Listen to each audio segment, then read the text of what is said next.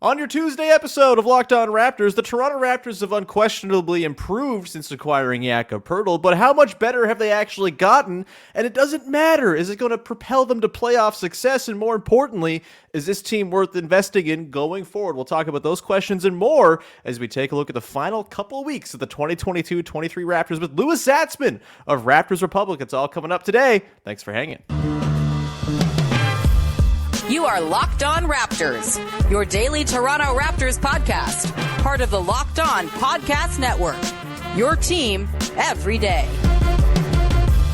Hey, what's going on? Welcome to episode number 1373 of Locked On Raptors for Tuesday, April the 4th. I'm your host, Sean Woodley. I've been covering the Toronto Raptors now for 9 seasons on various platforms. You can find all my work over on Twitter at WoodleySean. More importantly, go subscribe to Locked On Raptors on Instagram. Subscribe, follow, I don't know. I'm very bad at Instagram, and I don't know the terminology, but please go follow me over there. You'll get clips, you get daily posts of when the episodes go live. You can respond, give me mailbag questions, all that good stuff over there on IG. You can also subscribe to the podcast for free on YouTube or wherever you get your podcasts in audio form. It's much appreciated when you support the show. However you choose to do so, I think you should do it on all of the platforms to help boost the numbers and make me feel good, but that's just me.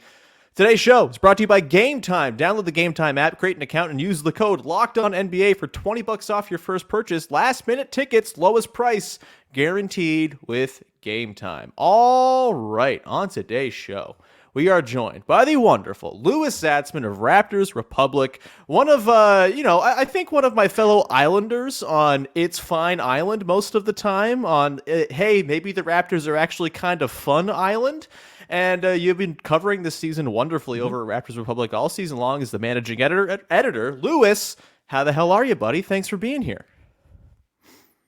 Thank you so much. Yeah, I agree. You know, we have similar takes on what sports are supposed to bring us. Not that everyone has to, but you and I definitely do sort of try to consume and engage in the same way, which I really appreciate. I am doing wonderfully.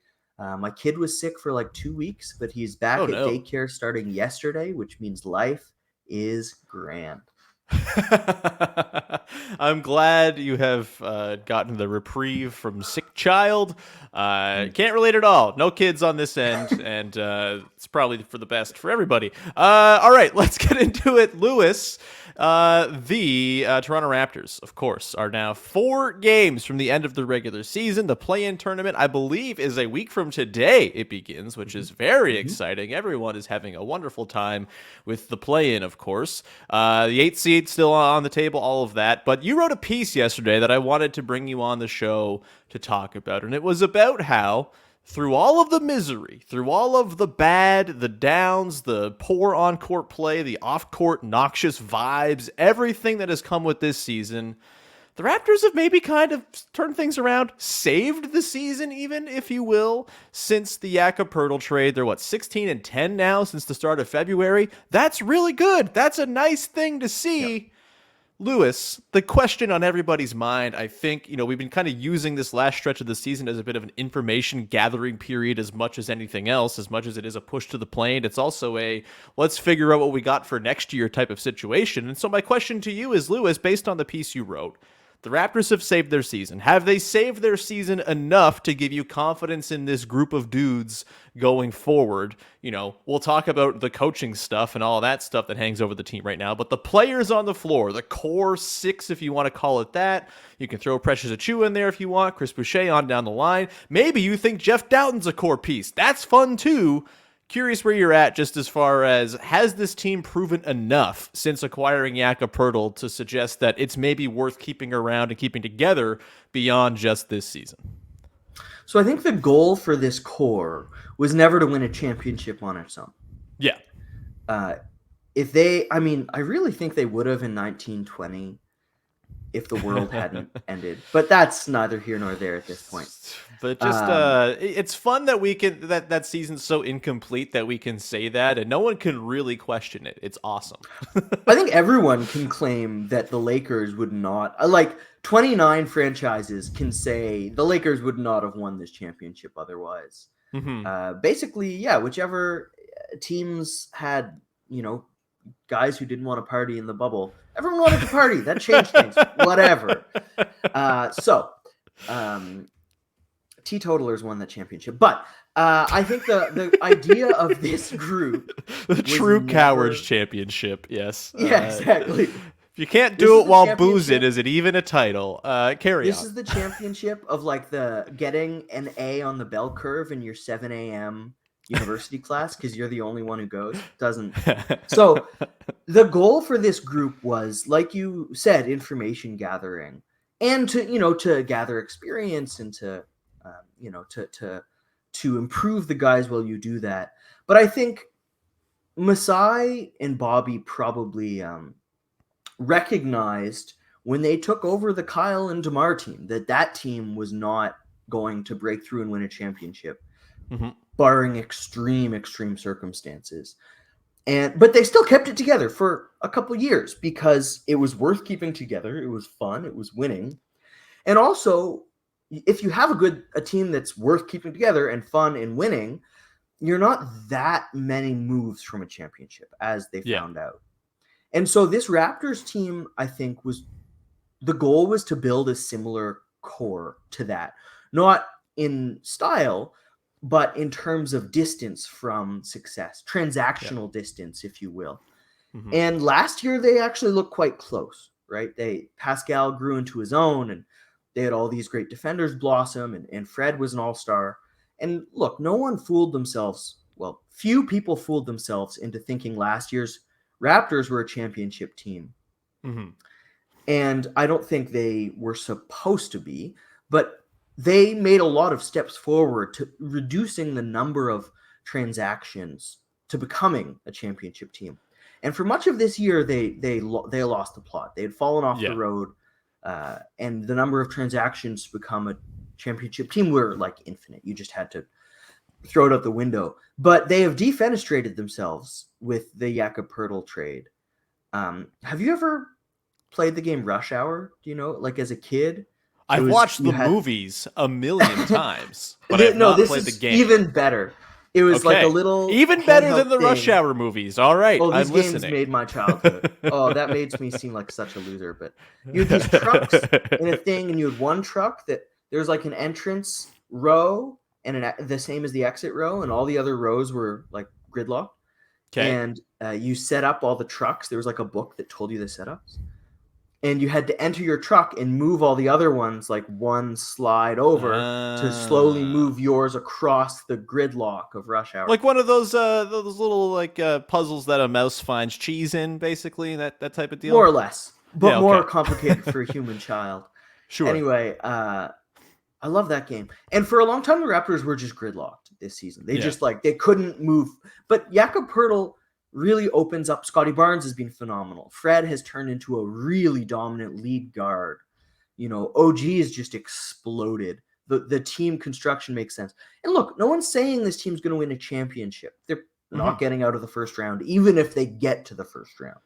But at least you can say, look, I see the path to moving these other trucks out of the way, and now we get out, and this is how we become a championship team again. Yeah, I think that is, I mean, you're just kind of pulling hits from the podcast all season long, really, because like that's where I've been at. I feel like there's this warped just sort of understanding of how team building works in the NBA, and I feel like it's gotten so black and white in sort of the general discourse of you're either a contender or you're scum who should be tanking for lottery odds, and I just don't agree with that. It's not the spirit of how sports are supposed to work. And in an NBA where, I've been talking about this for a couple weeks now, like in an NBA where 2/3 of the league is kind of average, you're not actually that far away from pulling yourself out of that average muck. And you could argue the Raptors have gotten close to doing that in the 22 games since Jakob Poeltl arrived. It's not a finished product by any means. The bench is still pretty leaky. The bench, the starters have their own sort of, fit issues to sort through and figure out and massage. But that's stuff that can be done over time. And it does feel like they've set themselves back up on the track to go and have a sustained run of being pretty good, which is really what I think the goal for basically every front office should be, because it's a realistic goal that gets you into the position where then you can then make moves and swing for things that bring you to the unrealistic goal, which is contendership in a league where 4 teams are contenders at most every year. You got to build yourself up to that point, and I think the Raptors have started to do that. We're going to come back on the other side. I want to ask you a question. Which team you got, this year's team or last year's team, as currently constructed versus how it was constructed at the end of last year? We will get into that question and continue this chat with Louis in just a second. Before we do that, however, got to tell you about a brand new sponsor here on the podcast, and that is GameTime. I love going to sporting events, and I gotta say, I'm not covering the team as a credentialed media member this year, and there are parts of it I miss, like hanging out with our buddy Louis and eating food next to him after we've stood in line at a concession stand. That's always very fun. But I loved going to games this year on short notice when the moment strikes, when I realize, oh, they're playing the Hornets on a Tuesday night at home. That's the game for me, baby. And GameTime is the way that you can get those tickets on short notice. Forget planning months and events. GameTime has deals on tickets right up to the day of the event. Get exclusive flash deals on tickets for football, basketball, baseball, concerts, comedy, theater, and more. And GameTime guarantees that you'll always get the best price. If you find tickets in the same section row for less, GameTime will credit you 110% of the difference. That is amazing. And you can get images of your seat before you buy, so you're not guessing, am I going to have good sight lines or not? Why is this ticket so cheap? Is it behind a pillar? No, it's on GameTime. That's why it's cheap, baby. Tickets are sent directly to your phone, so you never have to dig through your email either. Download the GameTime app, create an account, and use the code LOCKEDONNBA for $20 off your first purchase. That's substantial for a late season NBA game. Maybe you want to go to the last game against the Bucks where no one's going to play for Milwaukee. You can go and do that and use that $20 to get yourself a deal. Terms apply. Again, create an account and redeem the code LOCKEDONNBA for $20 off. Download GameTime today. Last minute tickets, lowest price guaranteed. All right, we continue on here. Louis Zatzman of Raptors Republic, after what I think is one of the best ad reads I've ever done on the podcast. I'm just going to pat myself on the back for that. I was honestly going to say when you came back, you are a master of ad reads. It's just phenomenal. I hope my mom's proud.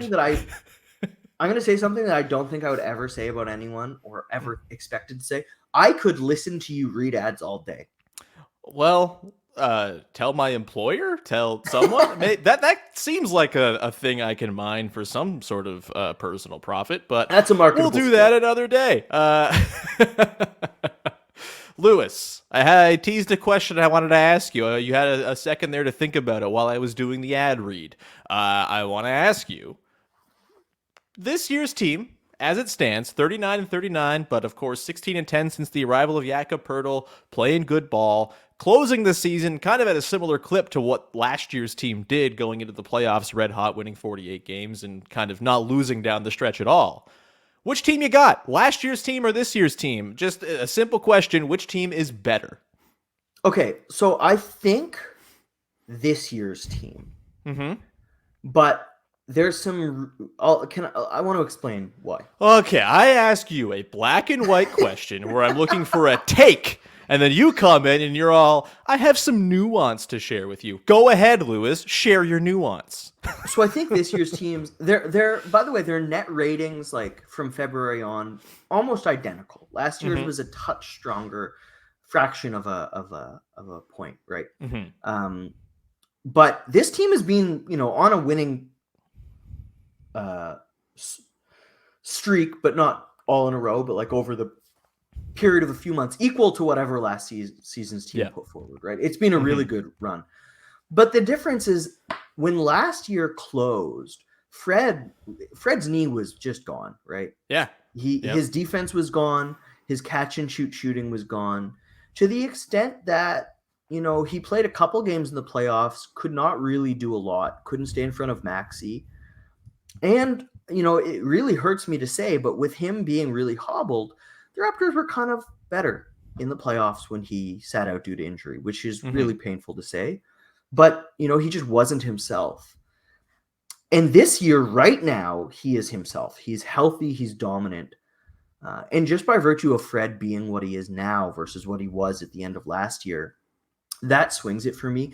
Now, last year, of course, one of the major reasons why they went on the run was Precious Achiuwa became, Giannis Antetokounmpo with the jumper. The guy was just playing out of his mind.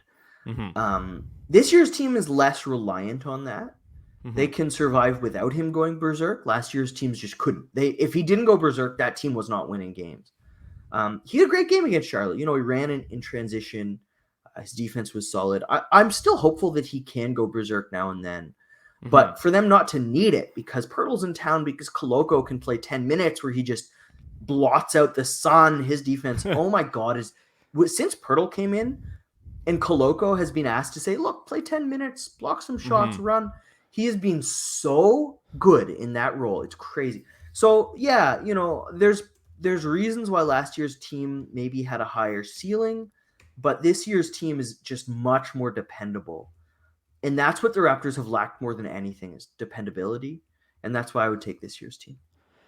Yeah, I mean, ultimately for me, it just comes down to this year's team has Jakob Poeltl. Last year's team didn't, and therefore this year's team is better. Yeah, I also think Scotty Barnes is a better version of himself now than I think you. Actually, that's a pretty interesting argument. Either way, I think the defense for Scotty is better now than it was a year ago. I think that there's been some pretty big strides there of late. I think the scoring around the rim and the sort of the 2-point wizardry maybe has dropped off a bit this year, but it's been much stronger over the last little stretch.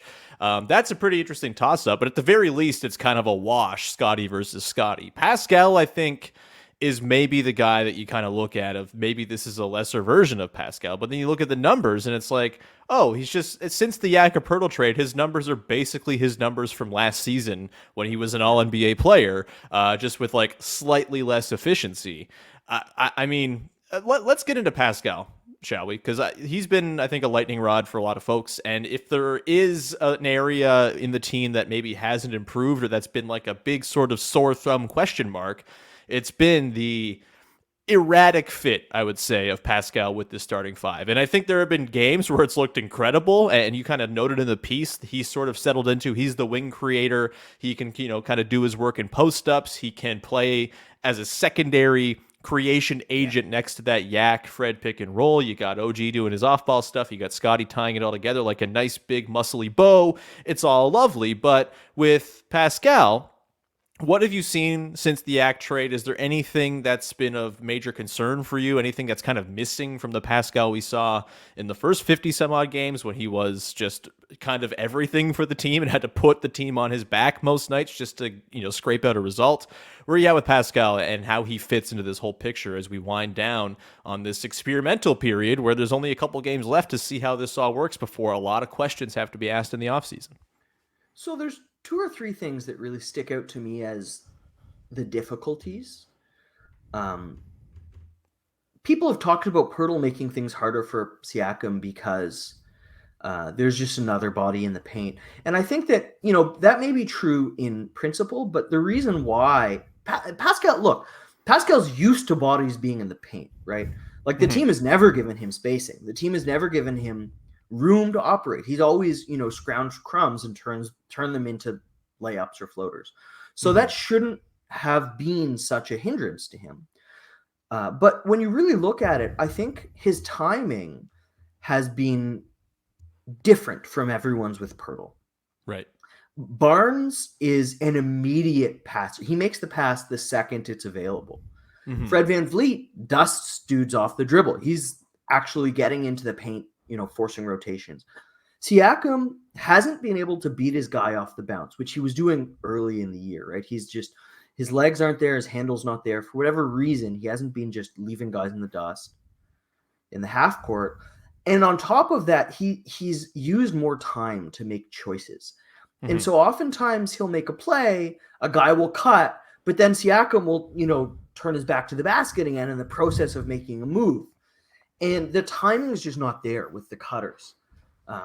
We saw against Charlotte, the timing was there. The laydowns were actually phenomenal to Poeltl, where he'd make his little spin, go up halfway, and then just dump it off to Poeltl for a dunk or a lay-in. They had a lot of those, against maybe the worst defense the league has seen since the Precious Sixers. So let's, keep that in mind. But the timing is a learned thing. Like, it will get there because Siakam, is a phenomenal creator, if not as natural a one as Barnes. So I think it makes sense that it would take extra time for him and Poeltl to sort of figure out each other's patterns, because they're both very different players from what they were when they played together before. And so, you know, I also think it's hard for Siakam because his role has changed, right? Fred is running the show, and Siakam is asked to, you know, make quicker decisions, to touch the ball less. So there's a bunch of things working against him that would explain why, you know, he hasn't been dominating like he has. His jumper's fallen off a little bit. His counters have been his primaries, and his primaries haven't been super successful. His touch from the short mid-range has gone from like the best in the league to slightly below average, which is probably, that's burying the lead. I think that's the biggest thing of all. So, you know, his free throw rate's fallen off. There's a ton of stuff, and they're all interconnected. All in all, I think it has been trending upward the last 2 or 3 weeks, right? Yeah. He is improving, but I don't think we can expect him to get back to the level he was at in the beginning of the year, where it was just, he can't have a bad game. He can have a bad shot-making game, but he won't ever have a game where the process is bad. I think that's too much to ask right now, with the context being what it is. But I do expect him to get back to an all-star level contributor, which he has been. You know, I do expect that to remain consistent. So a lot going on, a lot that's probably under-discussed, but trending in the right direction. I mean, this was the corner the front office painted themselves into, right? Was we got 26 games to figure this thing out, and you're not going to figure all of it out in that short amount of time. It was a pretty ambitious sort of decision and direction by the front office. And look, I think they've been vindicated in large part because the team is better. They're 16 or whatever they are, 13-9 since the deadline, 13-8 since Yak became a starter, 16-10 since the start of February. I think they've been proven correct that they were one Jakob Poeltl away from being a sensible basketball team, but there's still stuff that needs to be ironed out. And for me, like, Pascal didn't forget how to be an excellent basketball player, right? Like, I think there's a fatigue element here. You can't complain all season long about, oh my God, this guy's playing too many minutes, and then once the minutes start to show their effect, be like, this guy stinks now. Like, that's not how it works. Like, it's very clear that he's dragging ass a little bit. He's a little slow. He's having a hard time turning the corner. And that's not something I think that's going to just be what Pascal Siakam is now. And he's also the kind of guy who's smart enough, crafty enough, built it around craft and touch enough and footwork that he can probably get around that as well, as we've seen him start to adapt here. I do think Siakam is going to be an efficient catch and shoot shooter at some point in his career. The jumper is, I believe in his jumper. Yeah. And I think Scotty is probably, you know, has a higher ceiling as a short roll creator. Also, low volume, really, really efficient numbers as a short roll creator. Yeah. Especially when 5 out around him. So, you know, maybe Siakam's the spacer and Scotty's the short roller in minutes when Poeltl's on the bench or something, and Precious is whatever. But I think there's paths forward for this team to build that. But, you know, I'm really optimistic about their future, if not 100% about their present right now on the offensive. Yeah, I think in short, you know, the Siakam fit with this group isn't perfect, but that's not a reason to not have him around. Is maybe no, I'm not advocating for trading anyone. Yeah, like I think, you're never going to build a perfect basketball team. You got to figure it out, and there are constraints on every team with their personnel. That's the beauty of basketball. It's why we like it. Is every player's different and comes with their own foibles and the opposite of foibles. They'll figure it out. I'm not as good at the words as you are, Lewis. We're going to come back on the other side. We're going to dig into the last little stretch of the season and dig into the stuff we're most excited to watch. We're going to have some positivity corner to close out the show. We'll do that in just a sec. Before we do that, got to tell you about our friends over at BetterHelp. Today's show is brought to you by BetterHelp. And look, therapy is a difficult thing for some people to sort of reckon with. Hey, I don't need that stuff. That's not for me. I'm all good. My brain is healthy.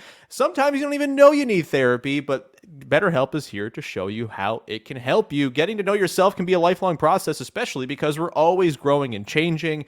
Therapy is all about deepening your self-awareness and understanding, because sometimes we don't even know what we want or why we react the way we do until we talk through some things. And you talk to some people in your day-to-day life, and there's agendas. They have their own baggage going on as well. You may be not getting a full ear that you can just talk to about you and worry about no other strings attached.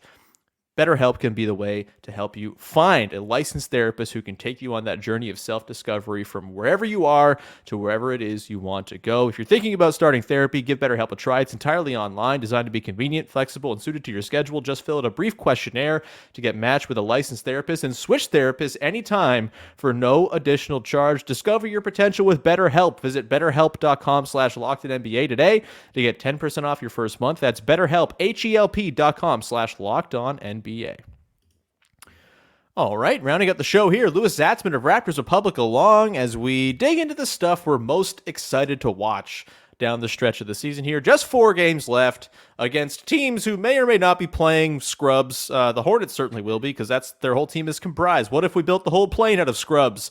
I'm sorry. I know you're the type of person who will be like, yeah, but Nick Richards. Didn't mean to offend your sensibilities, Louis. But the Hornets are the Hornets. You got the Celtics twice. They may be locked into the number 2 seed by the time they at least play the second of those games, maybe as early as the first. And they might get some fortune here down the stretch going into the play-in. We know the play-in stakes and what it's at right now in terms of the 8th seed race, all of that. That Bulls-Hawks game tonight looms exceptionally large in everyone's minds. What do you got, Louis? What's kind of getting you juiced up as we get into the final stretch here, going into the play-in? Is there something, tactically that the team is doing you're interested by? Is there like a storyline, a specific player you got an eye on? What's got the juices flowing for you as we head into the final stretch here for your 2022-23 Toronto Raptors? So I'll start with the opponents. Just really briefly, Boston and Milwaukee don't have bad players. So even if they rest Tatum and Brown and Giannis and Drew and Chris, they're still going to have really fun teams out there. Like getting the 9th seed because Luke Cornett goes off, it's 100% happening. Oh my God. Like those aren't going to be boring, meaningless games. Well, they might be meaningless, but they're not going to be boring because there's going to be really fun teams to watch as opponents. So I'm actually quite excited that, if it's Denver, for example, resting their stars, you're not getting a good product. But Boston, Milwaukee resting their stars, you're going to get really fun basketball to watch, which I'm happy about. As far as Toronto, Charlotte game was maybe the first. Look, Nick Nurse has been talking for a long time about how we don't love Precious as a center. We kind of prefer him as a wing, which the numbers have backed up repeatedly this season. And yet he kept on playing him as a center and then yanking him when he couldn't do it. It's like, dude, you just said he can't do it. Try him elsewhere. And you're saying Nick Nurse has maybe been talking out of both sides of his mouth at times this season? What? I would never. It's deep in the podcast. Don't worry. And I said it. You're fine. Charlotte, though, Nick played him alongside Koloko. He played him at 4, and he played a 5 beside him, and it was awesome. The defense really held up. Achiuwa got out in transition a ton. He was dunking everything. He did a dunk that he didn't. He was like trying to rebound. He didn't think he dunked it, but he dunked it. How do you not know you dunk it? What power that is! Like, didn't even realize I yammed. What? Precious Achiuwa is one of my favorite players, especially when he's just absurd. Have you ever read Samuel Beckett? Or like any other absurdist literature? Not in any time in my life where I would have retained it. Let's put it that way. Rosencrantz and Guildenstern are dead. The classic. Louis, you're smarter than me. We've already established this. I don't know these books. These. Achiuwa is. I love when players aren't perfect. Everyone complains when Giannis shoots threes. I love when he shoots threes. That's his Greek tragedy butting into his own flaws, right? See, I took a classics class. You're with me now. Talk me through the Greek tragedy of it all. Let's go. Right? No one Odysseus is way more boring than Achilles Because Odysseus is just this dude who figures everything out, and he's also the fastest and the strongest, and he can slaughter the suitors. Like, it's just not that interesting to me. Achilles has his weakness, right? He knows his doom. It's much more interesting. I find Giannis so interesting because of that flaw, and because he embraces it. He doesn't just stop shooting threes. He's like, no, I will shoot threes. I'm bringing a challenge into the mix here. Exactly. When Achiuwa is dominant, yes, it's fun because he's like the best player in the league, but it's just as fun in a very different way when he is bumbling and doesn't always know what the play is, and he's in the wrong place and he catches the ball and doesn't know what to do. I find that fascinating because it's not Greek tragedy. It's, it's definitely absurdist, but it's fascinating because you don't see that on the NBA court. And I really enjoy watching him work through that and the team work through that. And basketball's fun, whether they're winning or losing. So, but he has been playing great, or he played great the last game when he was a power forward. I'm excited to see him do more of that going forward. I'm also excited to see OG transition a couple more possessions here and there to hit his own creation. He's been really, really solid. Because when he drives, he gets deeper than anyone. He's so powerful. Walking paint touch, yeah. Yeah, walking paint touch, right? And the Raptors don't have that. Fred has been that with Poeltl, but obviously Fred has his flaws around the rim, or he hasn't recently, but, during his career. Whereas OG dunks everything. And so I'm excited to watch Anunoby during this hottest of hot streaks. There's a lot I'm looking at. If Downton gets converted, he might get a lot more minutes. He's really fun on the defensive end. He's so mobile and active. Basketball's fun, especially when the team is competent. So I'm excited to watch a competent team be fun. I think it's at its most fun when the team is competent, but clearly flawed with things to figure out. I think that makes for intriguing and fun watching. Am I saying a 500 team is cool and good? Yeah. YouTube freaks, I am. It's cool. It's good.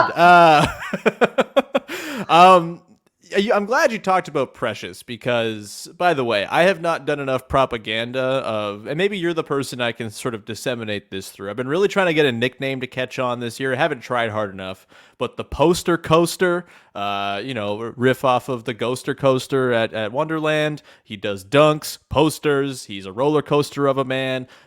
Just tell your friends. Tell a friend. That's all I don't ask. hate that. Okay, so the Poster Coaster, I think absolutely. Him getting into the lineup is just a good thing down the stretch here. Hopefully he continues to get minutes after his performance against the Hornets because he's fun. He unlocks a new level for the team when he is doing his thing. And he's good. Power forward, shooting guard, baby. He's new norm. New big norm is kind of what I've been hoping for with him. But that's a really, really good one. I think too, watching the sort of, we talked about it, Pascal, like the ongoing sort of figuring out of the fit and how it all kind of works in a cohesive manner. I think that's a thing I've certainly got my eye on. Also, let me ask you before we round out, like, play-in game. Are you excited for the single elimination meat grinder? Are you terrified? I feel like it's impossible to not have at least some fun with the idea of a single elimination basketball game, Lewis. We'll wrap after this, but do some propaganda for why it's cool and good and why play in for what. This is why, because it's fun. It's fun. That's why. I love long series because I love the adjustments. I love digging into what teams are changing. That's really fun for me. But the one game elimination is going to be fun for a totally different reason, just really enjoyable desperation. There's a reason people love March Madness, and we're going to have a little of that with the Raptors. Now, it's kind of unfair because our income depends, on them winning. So I don't know, man. People love the draft when they're losing and high in the draft. The people come out, baby. Yeah. For me though, I have I'll be writing about the rest of the playoffs. I'll be writing about the Bucks after the Raptors lose. So this year especially, I'm less frenzied about my income drying up with the Raptors winning drying up. So that's a really good thing. I can just sort of not tie so much of my life into it in a very different way from fandom. It's weird, but Yeah, play-in is going to be fantastic.